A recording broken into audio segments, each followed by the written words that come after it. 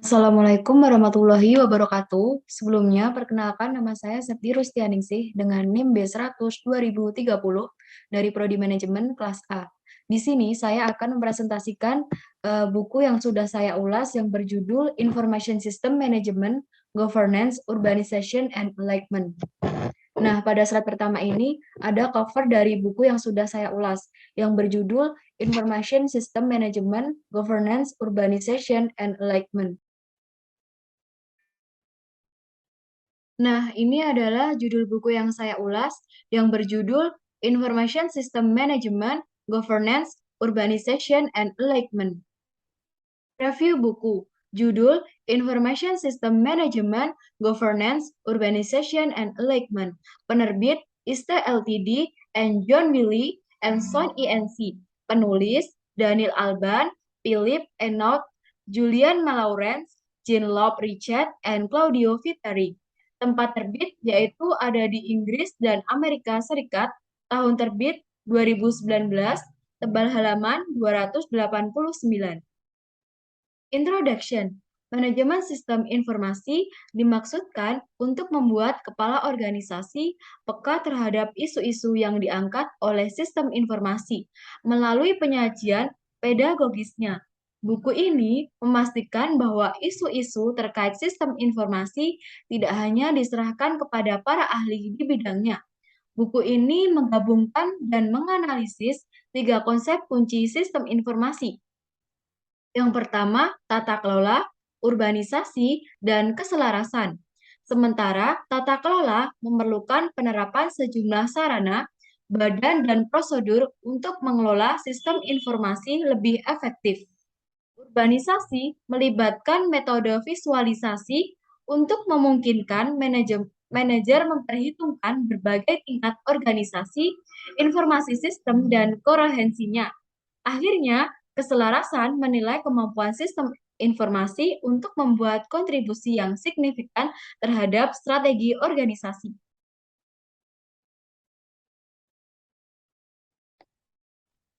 Part 1. Governing the Stakeholders. Introduction to Part 1. Bagian pertama dari set buku ini menawarkan kepada pemangku kepentingan sistem informasi kontribusi reflektif terhadap kemungkinan perkembangan masa depan dalam peran dan tanggung jawab mereka. Pada bagian ini, kami akan membuat sketsa potret para pemangku kepentingan dalam tata kelola sistem informasi. Kita juga akan menunjukkan bagaimana pemangku kepentingan saat ini didorong untuk mencari mekanisme bersama untuk organisasi, pengambilan keputusan, dan audit untuk mengantisipasi inovasi teknologi yang berurutan. Kita juga akan menunjukkan bahwa tata kelola informasi sistem mencakup kompleksitas masalah yang timbul dalam organisasi yang berkaitan dengan penciptaan nilai, berbagai keterampilan, kapitalisasi pengetahuan, dan lain-lain. Dalam bab 1, kita akan membahas masalah perubahan teknologi dan menggambarkan dampaknya pada organisasi kolektif pemangku kepentingan informasi sistem. Pada bab 2, akan menunjukkan hubungan antara tata kelola organisasi global dan tata kelola informasi sistem. Bab 3, kita akan menyimpulkan bagian pertama dengan mempertimbangkan kepraktisan manajemen sistem informasi, yaitu tata kelola, urbanisasi, dan keselarasan. Chapter 1, Information System Stakeholder. Dasar-dasarnya, 1. Perkembangan teknologi merangsang perubahan model organisasi sekaligus mengubah model produksi. Yang kedua, isu-isu yang diangkat oleh sistem informasi melibatkan semua aktor manusia dalam organisasi, karena mereka adalah jantung dari setiap proses produksi dan distribusi barang dan jasa. Ketiga, antar muka, antar aktor manusia, dan alat teknis membutuhkan pendekatan global yang kompleks untuk informasi sistem. Chapter 2. From Global Governance to Information System Governance. Dasar-dasarnya, 1. Tata kelola sistem informasi terkait dengan tata kelola organisasi. 2. Tata kelola informasi sistem memiliki implikasi besar untuk semua aktivitas bisnis organisasi. Oleh karena itu, menentukan tujuan mereka adalah prasyarat. Ketiga, implementasi praktis ketentuan tata kelola tidak boleh diabaikan karena dampak jangka menengah dan panjangnya memiliki dimensi yang strategis. Dalam bab 1, kita melihat bahwa perubahan teknologi memiliki implikasi mengenai jumlah pemangku kepentingan yang terlibat dalam tata kelola informasi sistem dan peran mereka mainkan. Kita juga akan menyoroti perlunya pemangku kepentingan sistem informasi untuk diposisikan secara tepat, sejalan dengan jalur pengembangan yang dipilih dalam hal sistem informasi. Dalam bab 2, kita juga akan mengedepankan visi integral dari organisasi secara keseluruhan. Tujuan dari bab ini adalah untuk mengambil tata kelola organisasi global sebagai titik awal dan menyimpulkan dari tujuan dan sifat kelola informasi sistem. Kita juga akan membawa pada pertimbangan koherensi model organisasi pada 2 tingkat, tata kelola, dan pertanyaan yang berkaitan dengan status ganda sistem informasi. Faktanya, sistem informasi menyediakan alat persepsi untuk lingkungan internal dan eksternal organisasi, dan model tindakan untuk lingkungan yang sama ini. Semuanya pada waktu yang sama. Ini berarti kualitas tata kelola global mungkin menderita dalam kasus tata kelola informasi sistem yang buruk. Setelah meninjau tantangan tata kelola, kita juga akan mendefinisikan tata kelola informasi sistem dan tujuannya. Kemudian, kita dapat mempertimbangkan tata kelola informasi sistem dilihat melalui beberapa kemungkinan. Chapter 3, Is Governance in Practice? Dasar-dasarnya, yang pertama, model organisasi tata kelola informasi sistem secara strategis sangat penting. Yang kedua, pengetahuan tentang tolak ukur praktik terbaik memperkuat tata kelola informasi sistem. Yang ketiga, keberhasilan penerapan tolak ukur bergantung pada pendefinisian tujuan informasi sistem. Chapter 3, Is Governance in Practice? Fenomena globalisasi ekonomi telah membawa serta kebangkitan kekuatan multinasional dengan lingkup kegiatan yang mencakup setiap benua. Pengarahan strategis dan manajerial para pemain global ini dimungkinkan melalui cakupan teritorial yang disediakan oleh sistem informasi yang diperluas. Mengingat pentingnya operasional alat-alat ini dan perluasan bidang tindakannya, kebutuhan yang kuat akan standarisasi dan norma muncul.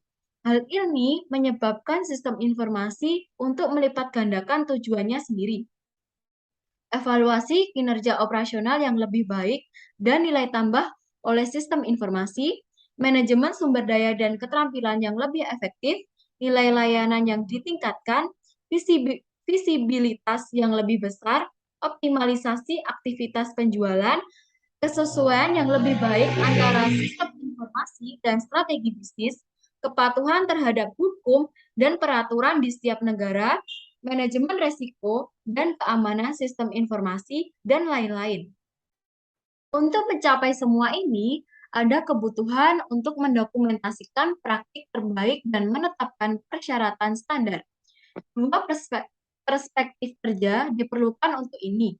Yang pertama, berasal dari refleksi internal yang mengarahkan organisasi untuk mencapai model organisasi tata kelola informasi sistem yang paling sesuai dengan kebutuhan mereka sendiri. Yang kedua, melibatkan penerapan tolak ukur eksternal yang akan menentukan kapasitas organisasi untuk terlibat dalam proses kepatuhan internasional. Kedua aspek ini kita dapat menyimpulkan bab ini dengan refleksi tentang bagaimana keduanya saling terkait. Part 2, Urbanizing the Theorities. Introduction to Part 2. Bagian kedua dari buku ini bertujuan untuk menginspirasi para manajer strategi sistem informasi untuk merefleksikan perkembangan wilayah organisasi mereka dan sistem informasi mereka. Kita juga akan mulai dengan presentasi wilayah organisasi dan mitranya, wilayah sistem informasi. Perhatikan khususnya representasi teritorial karena menggambarkan dan juga menentukan pemahaman kita tentang organisasi sistem informasi. Akhirnya, di luar deskripsi ini, mereka memiliki pengaruh pada realitas organisasi. Urbanisasi sistem informasi mirip dengan urbanisasi kota, adalah cara untuk mengendalikan wilayah dan perubahannya. Urbanisasi dengan demikian bertujuan untuk memahami sistem informasi yang saat ini menentukan target sistem informasi dan lintasan terkait dan menyediakan alat untuk mengarahkan perkembangannya. Kita juga akan menunjukkan bahwa masalah urbanisasi sistem informasi tidak berhenti pada batas organisasi.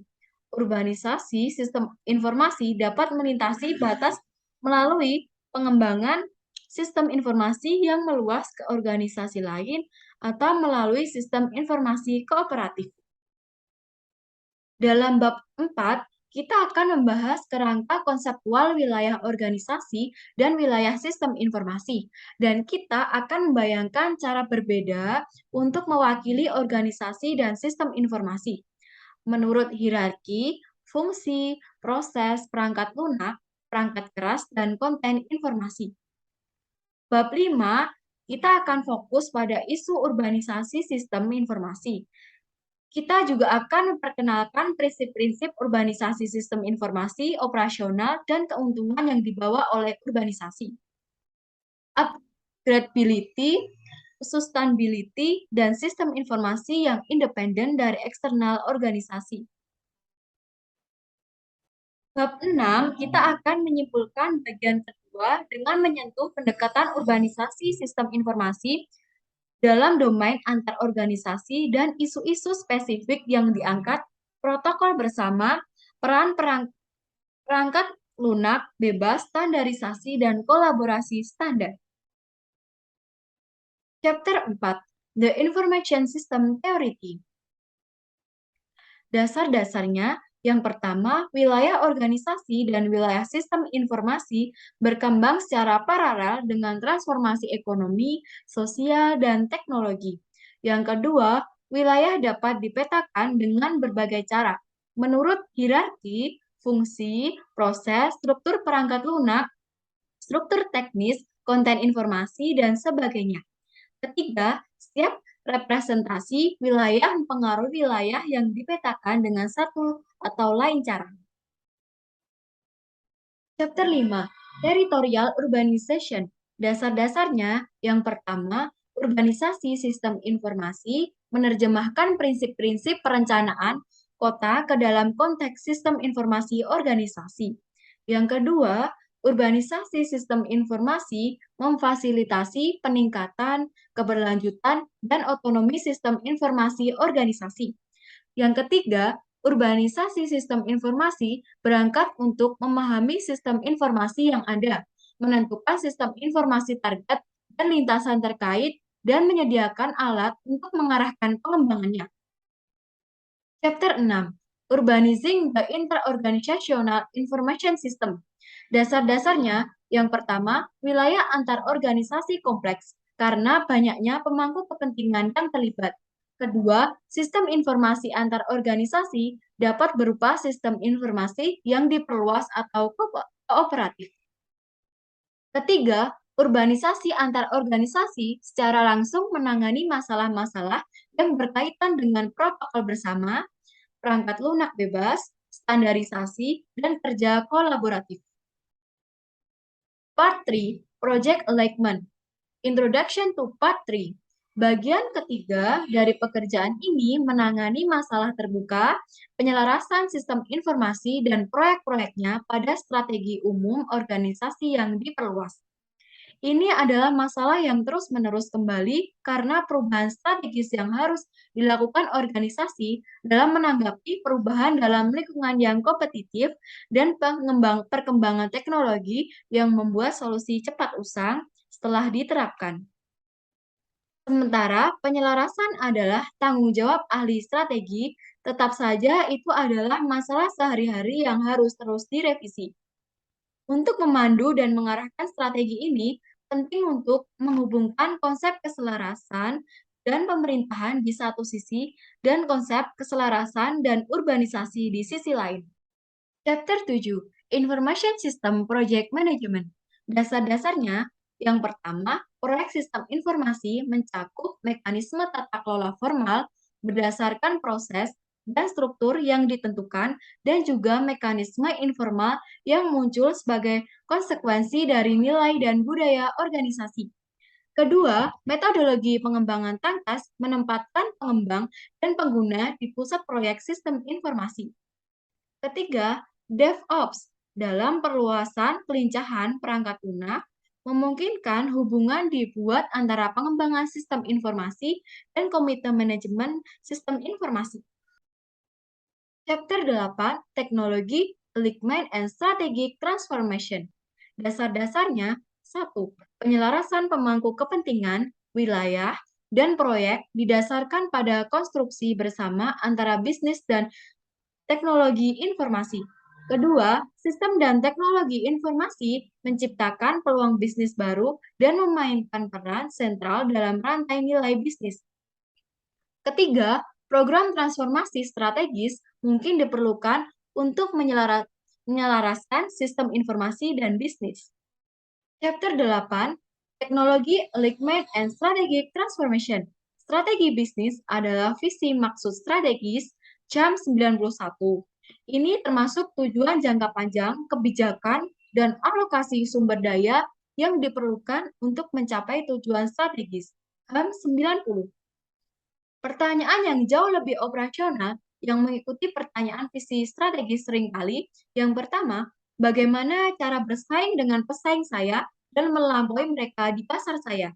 Bagaimana manajemen puncak dapat menerapkan transformasi strategis yang diperlukan untuk mencapai tujuan strategis dan mencapai maksud strategis? Chapter 8, Teknologi, Alignment and Strategic Transformation. Pertama, kami akan menjelaskan keselarasan antara strategi bisnis dan strategi sistem informasi. Selanjutnya, kita juga akan fokus pada kontribusi sistem informasi dan teknologi baru terhadap strategi, dan kontribusi transformatif sistem informasi baik untuk keunggulan operasional maupun peluang bisnis baru. Terakhir, kita akan membuat daftar karakteristik transformasi strategis yang terkait dengan sistem informasi dan teknologi baru. Chapter 9, Auditing Information System. Dasar-dasarnya, 1. Audit adalah fungsi dari model tata kelola organisasi. Itu adalah lengan pemerintahan yang kuat. Kedua, namun ada audit sistem informasi dan audit sistem informasi. Audit sistem informasi sering menjadi masukan untuk audit lainnya. 3. Sistem audit itu kompleks, memungkinkan penyelarasan yang lebih baik sementara pada saat yang sama menetapkan batasan pada organisasi. Yang keempat, audit adalah keterkaitan internal atau eksternal antara dinamika keselarasan dan tata kelola sistem informasi. Conclusion, Management of Information System in its Complexity. Untuk tujuan analisis, bagian sebelumnya telah melihat secara terpisah 3 konsep kunci dari ilmu sistem informasi, pemerintahan, urbanisasi, dan keselarasan.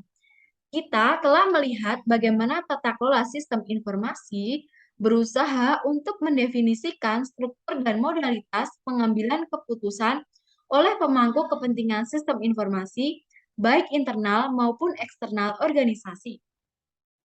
Kita juga telah menghubungkan tata kelola sistem informasi dengan teori organisasi melalui figur pemangku kepentingan.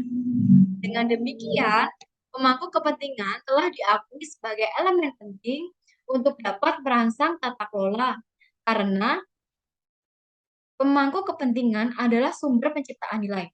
Oleh karena itu, masalah bagi pembuat strategi adalah mengatur pemangku kepentingan.